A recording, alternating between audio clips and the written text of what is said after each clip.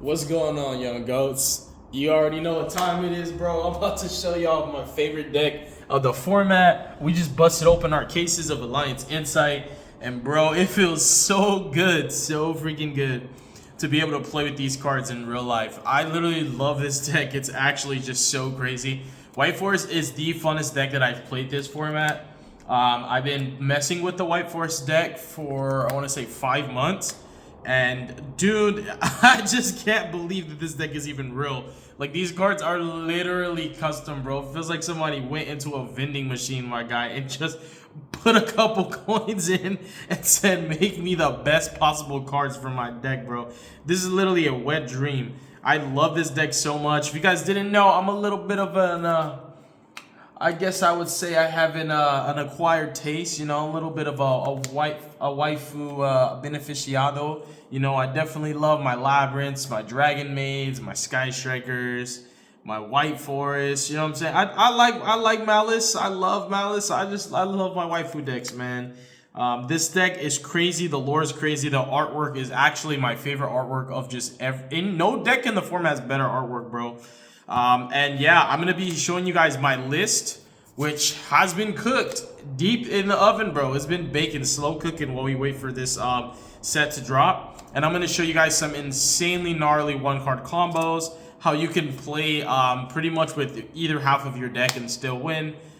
You guys, I'm here to tell you that like this deck has a game plan. What I've learned through testing with White Force is when all else fails, you just play Vengeance Control. I just think that Bellstar Vengeance Control is like this deck's plan B, C, D, E, F, all of the above. When all else fails, that is going to keep you in the game. That's going to allow you to continually outgrind your opponent. And just to be able to diversify your interruptions, that's how crazy that card is that it can be whatever you need it to be in the matchup.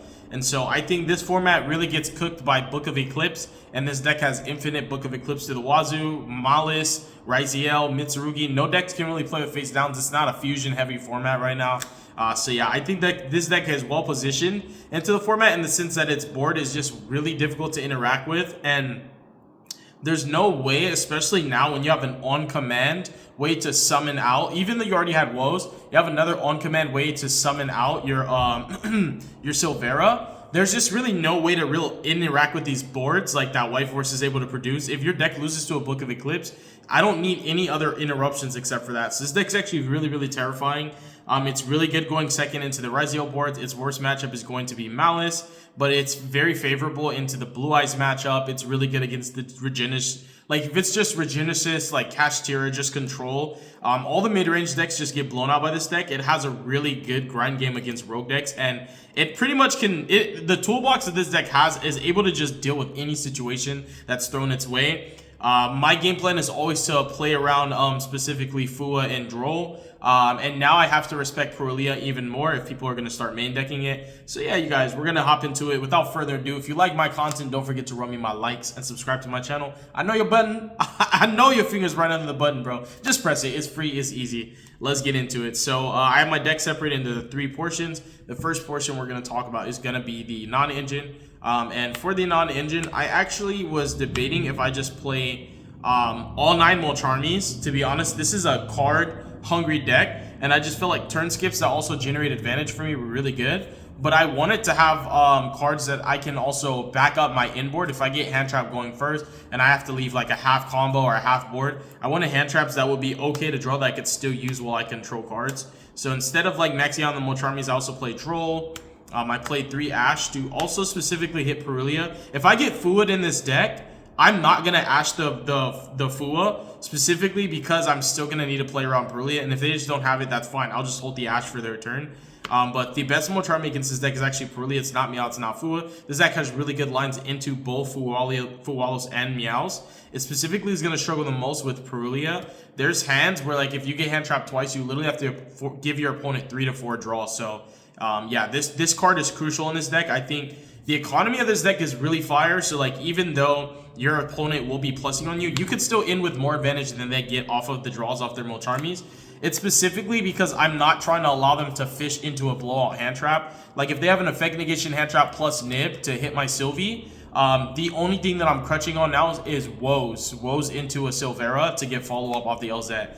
And I think that sometimes that's not enough, especially if they just had a second copy of Ash on their turn, then my woes is dead. So because of that, Ash is also just super integral. I also play 3 in Perm. This is a breaker. I really needed a specific hand trap that was like A, not once per turn, B, worked as a breaker, and C, also function with Diabel, so that I can be able to recur interactions.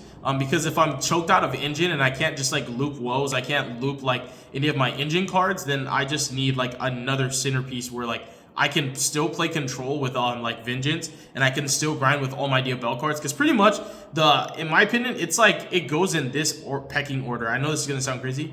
White Forest, and then Azamina, and then the Diabel monsters. I think the Diabel monsters are the apex of the entire like strat of this deck. I think that Diabel control with like Queen of the White Forest, the new Diabel cards that just came out, just playing control with those cards is going to win you a lot more games than trying to full combo with White Forest and trying to full combo with Azamina cards. Even though all three aspects of the deck all have their own unique functionalities, like I think Azamina cards are better into Perulia. Like specifically if you're struggling with Perulia and Meow, Azamina cards are better into Perulia. And then when it comes to like the Diabel cards are specifically the 2 main deck ones are a lot stronger into like Fua and Meow. But the White Forest portion of your deck is gonna struggle with all of the Moltres pretty much, even at times Meows. So I think White Forest, even though it's pretty much a White Forest deck, it is the weakest on the chain of all 3 of the different variations of how this archetype kind of bridges together. The White Forest portion is probably the weakest, but they are pretty much the glue that holds everything together, and you sometimes can't get to one of your engines without using your White Forest cards. So they pretty much are your starting engine, and then the last 3 are going to be TTT, Call By, and Crossout. If I draw like specifically Crossout or Call By in my main combo, I'm pretty much just going to win the game, because it's not just about being insulated from that hand trap. It's the fact that I can add the Call By back off my Diabel so that I know guaranteed I'm not losing the hand traps. So yeah, pretty crazy. There's going to be a lot of games that like if you get to Call By one Moltres, you'll Call By them all, bro. So yeah, this is more than enough for me. I actually think that this deck is really strong. Playing into boards, it's actually really strong at breaking boards with engine. So I just wanted enough hand traps for specifically insulation. I'm not trying to end anybody's turns. I just want coverage, if that makes sense. And now we're gonna get into the White Forest portion of the deck. We're on 3 copies of LZ. These cards are literally insane. So we're on 3 copies of LZ, 3 copies of Sylvie. My favorite artwork for her is actually Azamina LZ. And my favorite artwork for Sylvie is not even Silvera. It's actually Sylvia. That's my favorite artwork for her. If you guys don't know, these are the same people. Yeah, well, we'll talk about the lore another day. So these are my other 3 ofs. I play a 3 copy of Azamina. So like this is weird. This is something that people are not gonna understand, but that's because you don't understand how I play. I identify what I lose to and I play around it. That's my win condition. My win condition is not winning the game, making an unbreakable board, ooga booga. My win condition is identifying my lose condition and playing around that, therefore increasing my probability and chances of winning the game. So this card specifically is gonna fish for an effect negation hand trap at your very worst case. And your best case is this card's going to consistently beat Droll because it's going to let you put up Silvera early. Being able to put up Sylvia early means that your first search will be met with the Droll and you'll just negate it. I'd rather negate Droll than Nib. I have contentions under Nib. I can play under Nib. I can play through Nib. The card that my deck's going to struggle with the most are going to be specifically Droll and Perulia. So this card is going to help me to deal with at least Droll. Perulia, there's nothing I can do about it. It plays a little bit harder in a Perulia, but if my opponent Perulia's me, I'm not going to use this to make the Sylvia to beat the Droll because I'm just going to assume that they're greedy and they want to draw every time I summon from hand. So I'm going to be playing around Nib at that point. But this card, Hard Drawn, is more important. Even though, like, yeah, you could argue, yeah, it's searchable. You could just play less. The problem is you don't understand what I'm doing. I'm playing around Droll. I can't search this card, be met with the Droll, and on an Omni Negate with no follow-up and pass. I need to make an Omni Negate in the middle of my combo and then just insulate myself from Droll. That is the strength of this deck that a lot of White Forest... There's not even, like... There's a huge fan base for White Forest, but there's not a lot of, like, incredible White Forest players that really represent the deck well. So I'm really going to do this deck justice. You guys are going to see me cutting up with this deck. But this is the aspect of the deck that a lot of people don't focus on is just, like, playing 3 of this card because it not only forces out interaction early, especially effect negation hand traps, but it also beats Droll. If you open Sylvie in LZ and you want to beat Droll the maximum, you go normal Sylvie, no effect, special the LZ. If you're that scared of a double effect negation hand trap combo, you can activate LZ's effect because they might assume that you're fusing from hand to make Sylvie. Either way, they're gonna have to negate this. But you can just go normal Sylvie special LZ, make Rusiella, and then go chain 1 Rusiella, chain 2 LZ, or whatever structure you want, depending on which one you want to resolve more. And that will net you 2 super pivotal draws before your super pivotal searches before your opponent can droll you. And that's one of the cleanest ways you can play around droll. The other like crazy aspect of this deck also is like people are forgetting to always prioritize woes when you just summon Sylvie. Don't go for tells, don't be greedy. Always grab woes, because if your opponent doesn't droll you, now your combo is insulated from nib. Your whole combo, if you're forced to use the White Forest field spell at any time, you're locked out of your Azaminas and can't get to Sylvie, your combo is insulated through nib because of woes specifically. So yeah, these are just tips and tricks that you guys need to know. But yeah, this card will eat an effect negation hand trap, and then you'll sync it off with Sylvie, and then grab a deception for your trouble. So this card will always eat.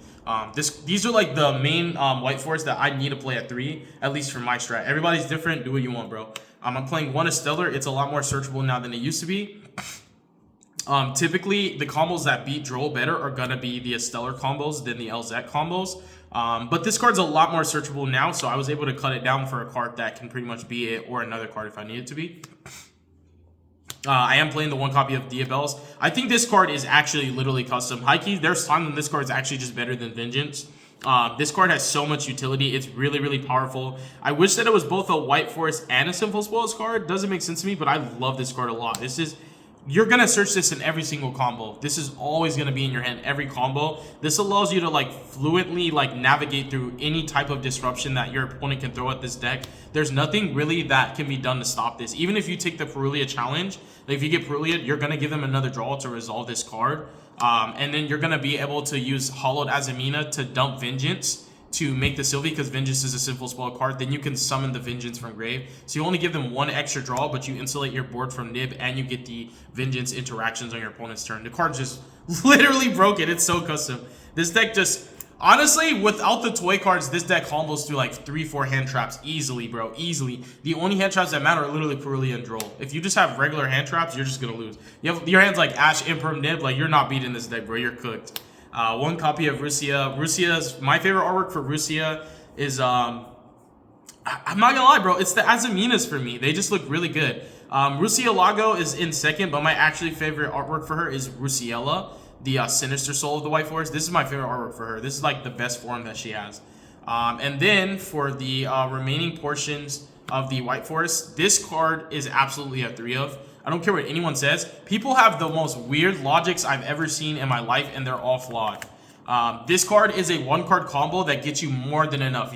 The only thing that you have to be mindful of is nib if your combo resolves, because the Azamina cards are pretty much, Azamina cards in this deck are pretty much a carry. They're gonna insulate you from everything.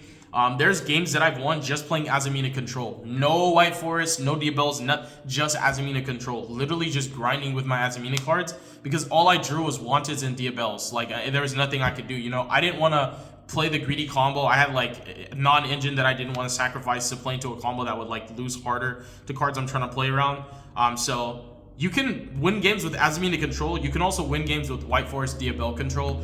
This deck doesn't need both its engines to win.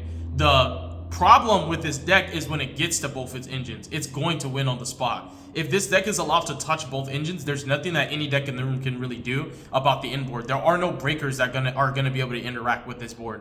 Like, you have Omnis, spot removals, Book of Eclipse, everything. And the fact that you have Woes or Azamina Apes or both means if anything happens to your board, you're still gonna be guaranteed bouncing 6 cards and Book of Eclipsing and getting follow-up. There's nothing, if you touch both engines, you're going to win. So you have to hand trap this deck early. This card is the best 1-card combo in the deck. It literally is the best 1-card combo. You have to play 3 of this card. I don't care what anyone says. You don't need Azamina cards to win. I'm going to show you guys the Witch of the White Forest combo at the end of the video. I love this card so much. It actually is so custom. So it really just ups this count. It ups all of these cards. You know, it just ups your consistency by a large margin. And it's your 3 extra copies of a Stellar. That's why I don't play a Stellar at 3 anymore. But I originally did. You guys might think I'm crazy, but I think a Stellar is a custom card. And the thing is, every 2-card combo in this deck is going to pay you back anyways. And I don't want to hear the hand trap logic, because guess what? No matter what deck you're playing in 2025, everybody's getting hand trapped. So if you're not playing a deck that can't play through hand traps, then I don't know what you're doing. This deck can play through it all. We have 1 Tells, 1 Sinful Spoils of the White Forest, and 1 Woes. This is for the White Forest aspect of the deck. These cards are crazy. And then we're going to get into what is sometimes my favorite part of the deck, which is going to be the Diabell / Azamina portion. We have 3 Wanted. Yes, this card can add Vengeance. No, it's not going to be that optimal. And then we have actually 3 copies of Diabell Star. This is your 6 extra starters, because essentially with the LZ Sylvias, the Stellars, and the Field Spells, you pretty much have 10 White Forest starters. 11 if you count Tells with like just a good draw, like a random body. But this is your other 6 starters. This is the greediest combo in the deck. I think that it's not the safest. But this is the part of your deck that lets you play low to the ground. Yes, this is a combo deck, but people don't know that this deck can play low to the ground. You actually don't need a combo to win. Oh, wow. Did you know that? Anybody know that? You don't need 12 interruptions to win. I think 3 to 4 good interactions with follow-up is enough for any deck to be able to play in 2025. So this is the part of the deck that I enjoy the most, because it lets me play the most low to the ground. The Azamina cards allow me to play around specifically the cards that I lose to the most, which are going to be Purlia and Droll. They give me the best insulation through them all. And I really love this engine. This is your 6 other starters. You need it. If you don't play Cross Shape and other things that allow the Diabell Star to be a combo, she's just going to be extender. But I like the context of this card being interchangeable and having that kind of multifaceted aspect that she could be both at the same time. And then her final form. This card is custom, bro. This card is literally gas. When you do the 1-card combo with the Field Spell, this card is going to be a part of your inboard every time. You should be ending on this card every single game, no matter what combo you go for, because this deck probably has the biggest spreadsheet you'll ever see next to probably like Mermails. This deck literally has just too many combos, too many variations, because it also, every combo can change based on the spells and traps that you choose to go for, and this deck's toolbox has like every spell or trap type of like interaction you could think of. Yeah, this card's always going to be there. 1 Deception, you only need 1. I don't care what anyone says. 1 copy of Hollowed, card is literally custom. And then this card and this card are super like overrated. I don't think that they're the craziest cards ever, but I do think that I don't want to play my deck without them, if that makes sense. I do think that the ceiling of your deck is high enough without them, but what they do is they give me a contingency under Fua.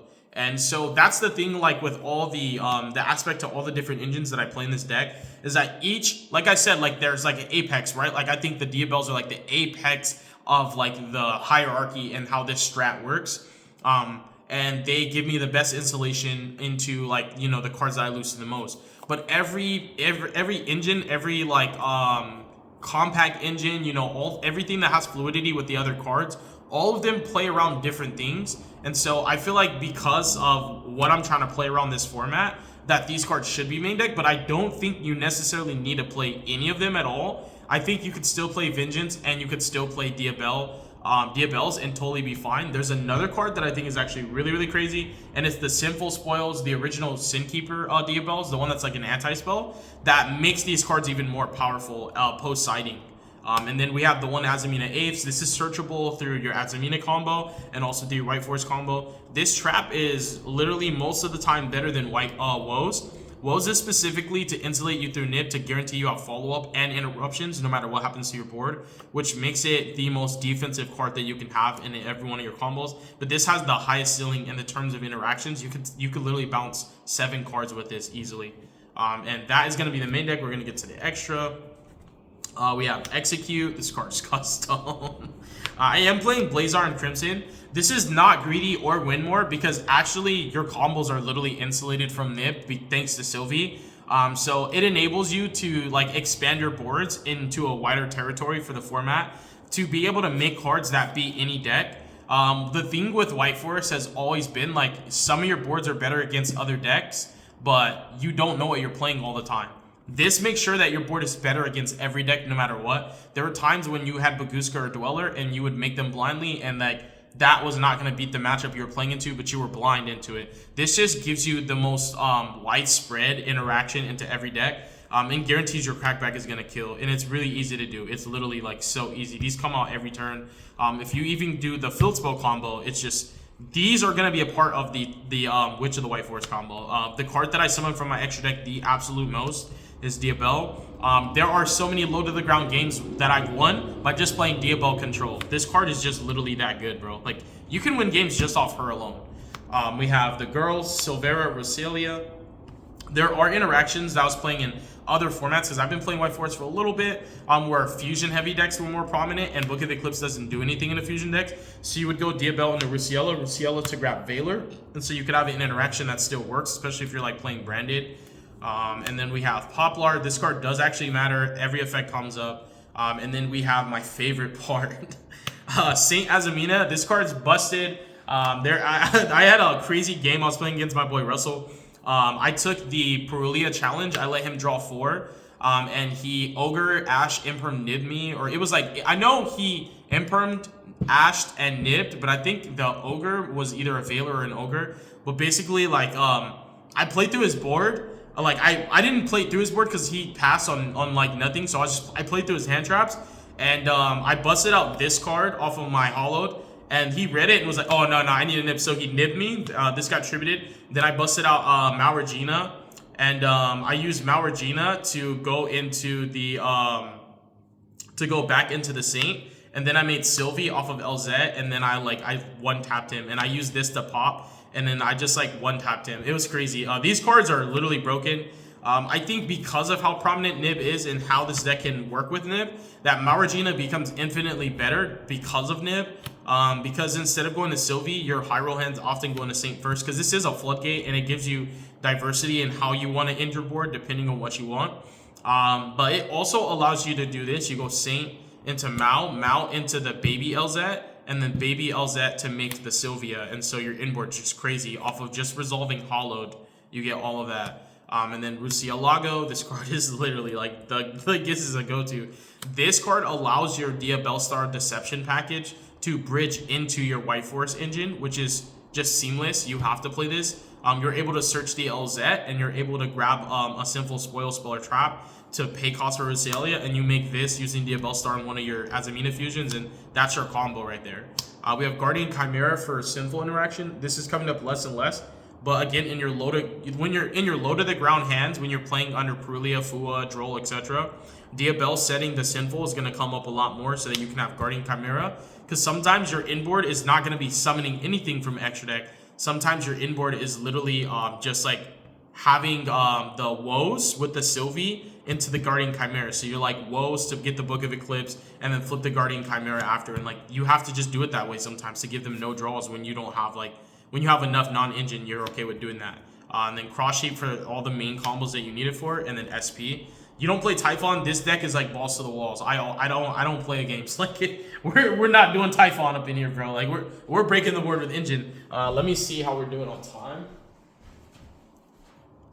Okay, cool. So now I'm gonna show you guys a mainstay combo. I'm gonna be pretty quick about it. It's not gonna take too long. So I'm gonna show you guys why the field spell is like absolutely insane. So we're just gonna show you what this card does by itself. There's two variations to it. One variation is adding a Stellar, the other is adding LZ. If you ask me, a Stellar is the best one. LZ gives you better follow-up, and it gives you more of a pivot to stop under Nib if you want to respect Nib. A Stellar is the greedier combo that has the highest ceiling. So I'm gonna show you a Stellar. Pretty much just know that the combo a Stellar gives you is gonna be the combo that LZ gives you is gonna be like a Stellar, but less, and I'll tell you how much less you'll get. But you just activate Witch and grab a Stellar. This also insulates you more from Droll, because if you get Drolled on Res of the Field Spell and grab LZ, you can't do anything. With the Stellar, you can send this summon Sylvie, make an SP, do stuff like that. You can also go into like a Cross Sheep and extend with your Diabellstar cards. It just depends what your hand looks like. So yeah, you guys. We have a Stellar off of the Witch, and then we're going to pay cost. And we're going to go ahead and summon out Sylvie from our deck. And what we'll do is use Sylvie to specifically add for this combo, you're gonna go ahead and add Tells as soon as I find it. So you'll add Tells, and remember there's no Azamina stuff for this combo. The next thing that you're gonna do is make Rusiella. Use her effect to pitch the Tells for cost. And what you'll do is you're gonna actually add Woes for the insulation for the rest of the turn. You're gonna always need Woes. It's gonna be glued to your hand. The way I play this deck, at least, this card's gonna be glued to my hand. I'm never not ending on it. New Chain, Stellar 1, Tells 2. Boop, boop. And this is gonna be Summon 4. So on Summon 5, you'll make your Diabell. If you want to respect Nib the heaviest to make sure that this resolves, you flip Tells before you go into your Summon 5. And then this guarantees that you're pretty insulated from Nib, because what I do is similar concept like what you do in Blue Eyes, is you make a half board that plays into Nib and then pass, because if they nib you, you can extend in after they nib you. So you go into this, you can make your Diabell now, and you can activate her effect to grab follow-up, which is just going to grab Witch of the White Forest. And believe you me when I say Witch with Woes is definitely enough. This is going to be double Book of Eclipse. Double Book of Eclipse is beating every Mitsurugi Raziel deck, and it's going to beat every Malice deck. They have to like literally have breakers to stop this. They need breakers or like Ash or like droplets. So when I say passing on Diabell is totally fine, it's totally fine. You netted yourself a nice +3 because you got all this off the field spell. If you want to respect Nib, this is what you do. You pass. If they nib you, you just keep playing. But here's the full combo just to show you guys of not respecting Nib, just to show you the ceiling of the deck. You can go Diabell, pitch Woes, chain 1, 2. 2 set itself, and then 1 is going to dump dump Curse, add Philia, and then you're going to activate Philia and grab yourself a copy of Vengeance. Okay. And then you can use Sylvie to put back Rusiella. This is like the highest ceiling. This is to not respect Nib that much. In fact, this is balls to the wall. So this is like when you either can check for Nib or you have a way to stop it, or this is game 3 and it's all in, baby. It's all in. Use the Sylvie and the Diabell to make Execute, and then you'll summon out your Vengeance. Banishing these two. Activate the effect, give the boost. And this is your inboard. You have Woes, double Diabell, and Execute, and this gets crazy because of what you do in your opponent's turn. So pretty much what you do is you can use your Execute whenever you want, but what you're going to want to do is Diabell into the first card that threatens you, and then bring out your Poplar. And you are not going to want to use Poplar because she has to target 2 for whatever reason, and you don't want to actually spell trap your Diabell or your Stellar. You don't actually need that for follow-up. You already have Field Spell for follow-up, but if you are desperate for follow-up, you can do that. I just don't advise it because you need this in your grave for Sylvie to bounce so that your Woes can get into the Silvera. So you go Poplar to sync, and you'll go ahead and bust out the Crimson, target the Execute, and then bust out the Blazar. And so your Omni's up. You already have your 2 spot removal, so you can clear 2 cards, have your Omni, and then all else fails, Hail Mary, to make sure that you don't die and also guarantee your next turn. You activate Woes, chain Sylvie, put back the Diabell, summon, you bust out specifically the new LZ so that your Crackback is guaranteed to kill even through Nib if you have to play into it. And then you go up into Silvera, chain 1, 2. Silvera is going to Book of Eclipse. You're going to grab yourself a copy of Deception or Wanted. I like to go Deception because Rusielago can add the Wanted later if I need to, but Deception just gives me the best like kind of pivot options. So yeah, you have 2 spot removals and Omni Negate plus a pseudo board wipe. It's a Book of Eclipse plus insanely good follow-up. Really, really good follow-up. And that all comes off of just the field spell. So when I say the field spell is custom, and that is more than enough. Do you think you need Azamina cards when you're ending on boards like this? Like, you want them in certain instances, but that's the cool thing with this deck is like, whether you're playing Azamina control, playing Diabell control, or just playing pure White Forest, either one of the 3 portions to this strat, they all work. They're all successfully good. It's just economically under certain circumstances, depending on the mold charmies your opponent has, some are better than other, but all are good enough to win by themselves. But if your deck gets a chance to complete itself and your engines bridge together, there's just nothing that can stop you. So thank you guys so much for watching. I appreciate you guys. I will show you a lot more combos, a lot more content, a lot more duels. Thank you so much. Deuces as well, baby.